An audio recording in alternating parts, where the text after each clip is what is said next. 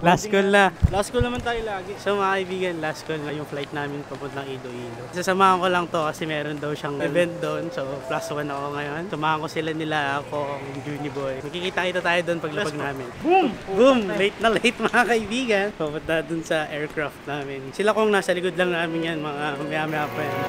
Jackhammer! Surly! Welcome! Welcome! Welcome! Welcome! Welcome! Welcome to Iloilo! To Iloilo! Iloilo! To Iloilo! Iloilo! Power! Woo!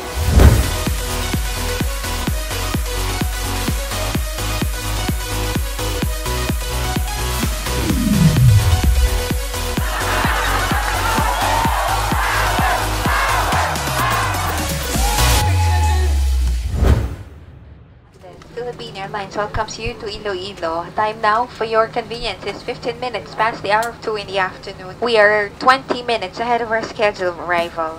Tol, game na naman tayo. Rating game tayo palagi dito kasi Yan. hindi naman talaga usually ginagawa Rating sa game mga kami sa mga bagay namin dito sa conveyor. Hindi mo alam kung naisa kami sa atin. Late kasi kami. Bobo putik.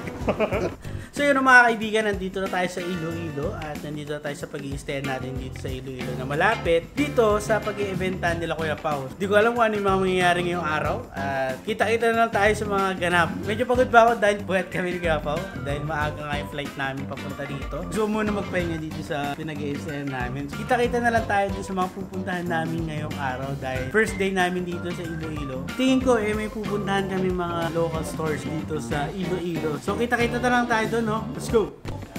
So mga kaibigan, na kami pinuntahan coffee shop. The most loco. Ito yung Loco Cafe. Loco Cafe. Ano gagawin? Serve sila ng mga local coffees. Ay, coffee. Well, loco is arguably the new word from the hood. Loco. It's from the local side. Yeah. Dito kami ngayon para tikman ng English store, local. English kasi. We are here to taste We are here. Guys, mali. We are here. Yeah, loco. We are here. Here. Taste the loco. I think we need to speak it English so that people may, you know, understand us. Arguable. Entertain mo sila English. Hindi, Pilipino tayo. So, ang Yeah, language. we're actually here at Loco. Yeah, that's all.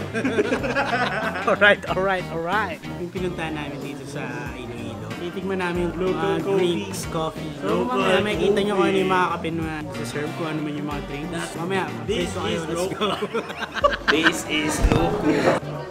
Kamusta experience? Gusto ko itong Yung loco. kasi yung tawag dito red hibiscus. Ba't kulay green? Hinalo ko na kasi siya. Batik na, alam na. Red hibiscus pero kulay green. Hindi, red talaga to. Pero may blue. Hindi, tingnan nyo maigi. Oh, ayan o. Kung nakikita nyo yan, red yan. Red ba yan? Hindi, huwag nyong dayain kayo ng mga filter ni Kenneth. Dito, kulay red yan. Red ba yan? Yung sabi ko sa inyo, color. Bobo putik. Hindi, kulay ano yan. Kulay red talaga. Medyo nakiltaran lang. Gawin kitang red, sumo. Talaga namang hibiscus. Alam nyo ba yung hibiscus? Sa Tagalog, Trivia lang ha. Sa trivia lang, ang hibiscus. Sabi ko sa inyo yung trivia, pag yung hibiscus. Pag yung hibiscus na. Pag yung hibiscus na yan. Hindi niya alam yan. Hindi, yung trivia. Hindi kasi ayon sa akin nila, ang hibiscus daw, yung na sa pagkakaalam nila, Isa siyang bulaklak.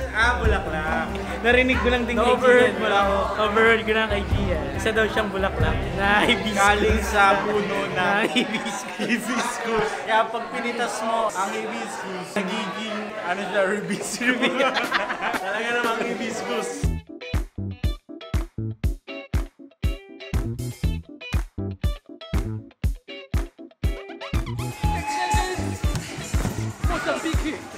So mga kaibigan, nandito kami sa Jetlag para mag-try yung mga tatalunan dito. Backflip!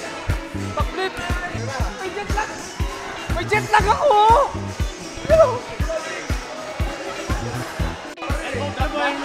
Hindi ko alam kung tatalon ba ako o magbibideo. So kakagaling ko lang sa sprain at pagtatalon ako dito. Parang mali ata yun, you know? Alright.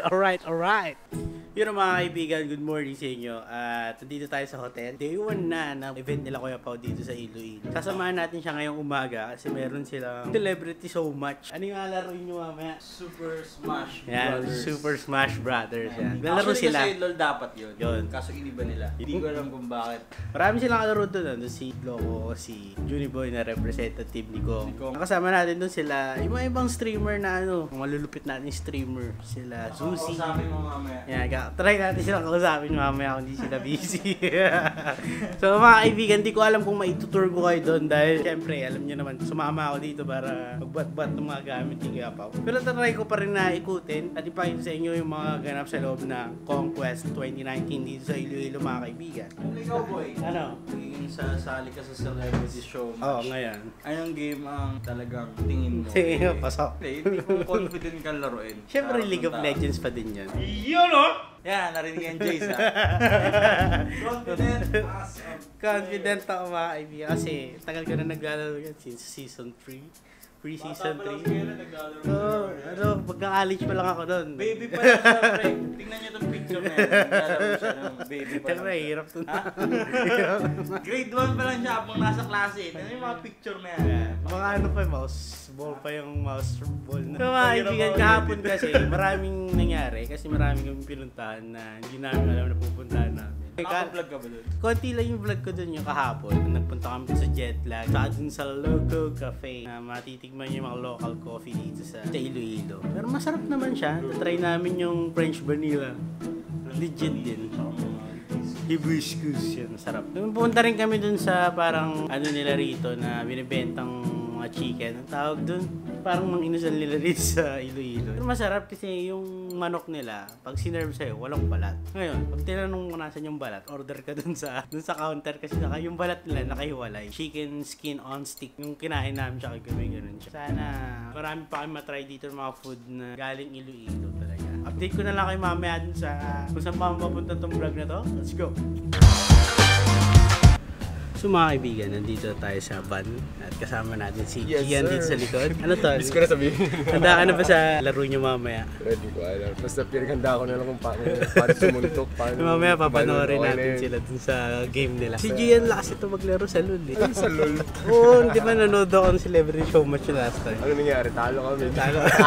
Ano lang siya eh, forever top lane.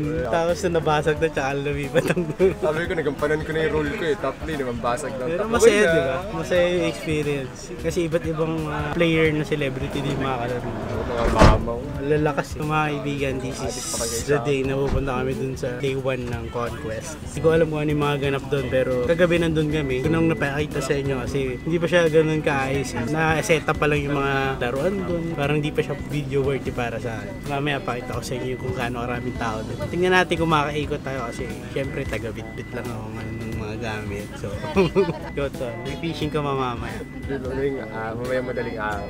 Pagkatapos ay day 1. Yeah. Abangan ko yung fishing mo to. Ano yung mahuli? Isa ako sa mga avid fan ng mga fishing chronicles. Ganito lang. Pag wala akong huli, walang vlog. Yung ano to, legit yung mga nahuhuli. Wala lalo yung malaki na. Oo, man. Yung sa Taiwan lalo. Taiwan. Yung pinakamalaki ko sa Ang laki nung isda na huli. From gaming to vlogging to fisherman. Talaga pag tumatanda na. Nag-iiba na yung hobby mo. Oo, iba na yung enjoyment. Si kuya kasi tinan mo, nagbabasketball na. Ako wala pa kasi hindi pa ako matanda eh. Si Kong nga, di ba? Si Kong Panda. Panda. Ako hindi ko pa nakikita yung para sa akin. Dito muna ako sa pat na dinadaanan natin. Enjoy mo na kung ano yun. Yan. Total, nandiyan na si Gloco. Diyan ka humingi ng mga advice sa streaming. Dahil medyo bago pa ako. Kasi alam ko matagal kayo na dun. Bago lang ako, mga last year, pero pabudol-budol. Kasi marami dun ginagawa. Ano yung ma-advise mo sa akin? Na Ako pag tinanong mo, siyempre, sa tagal mo na streaming. sa industriya ng streaming, tol. Ikaw yung parang legendary dun. Ako yung pinaka-worst example sa pag-stream. Sa ano pa lang, Sa sa panahon simula pa ngayon. lang, tol, ng career mo sa streaming. Ito lang. Pinapanood natin sa mga Twitch days. So, I miss those days. sobrang, ikaw nga yung parang the best streamer. Ano yung may ipapayo mo sa akin na para maging mapusyo ko yung streaming. Eto, may reputation ka na eh. Ipakita mo lang kung ano pinapakita mo sa vlog mo, yun na yun. Medyo hirap kasi men, pag minsan dahil time ka tapos nabibisit ka sa nilalaro. Ipakita mo yung pagka-visit mo, ganun yung gusto ng mga tao, Sobrang yung toxic emotions. ito eh. Ako ganun ako eh. Mahirap pag yung sobrang toxic. Toxic na toxic ako, tinutoxic ko talaga. Kaya nga sabi ko, I'm not the best example, pero kasi dun ako kilala eh. So, Yun yung character mo sa... That's the reason why, yung character mo, yung reputation mo, yung persona mo, yun yung tinututukan ng tao. Yan. And that's why they watch you. So nandito na kami sa Conquest. Medyo malapit lang naman siya dun sa pinag-stay namin. Yan, marami na tao. Guys, tingnan niyo yan, no? Bigla nag-vlog na rin ako. Wala akong nakita sa vlog ko. So mga kaibigan, nandito na tayo sa Conquest 2019 dito sa Iloilo mga kaibigan. At ang kasama natin, si Suzy. Yan. Kasi ano sila mamaya, Smash Bro. Yan. Hindi ako kasali. Nagabit-bit lang ako rito. Ayan o.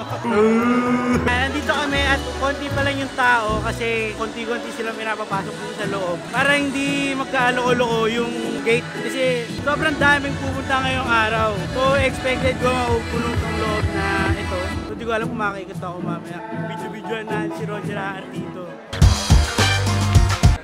So nandito na ulit tayo sa ICC mga kaibigan dahil mga panelists sila mamaya sa isang question and answer portion. Parang tatanungin sila kung ano-anong mga tanong related sa ginagawa nila sa kung streaming ka man o vlogging ka man, tatanungin sila doon. So mamaya makikita natin sila na tinatanong kung mabibideo ka man yun, kung pwedeng videoan nyo.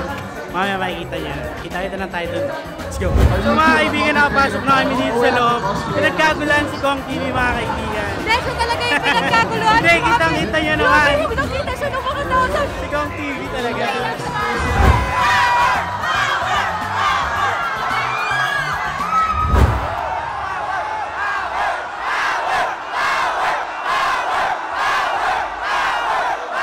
Consistent na mag-upload palagi. Kasi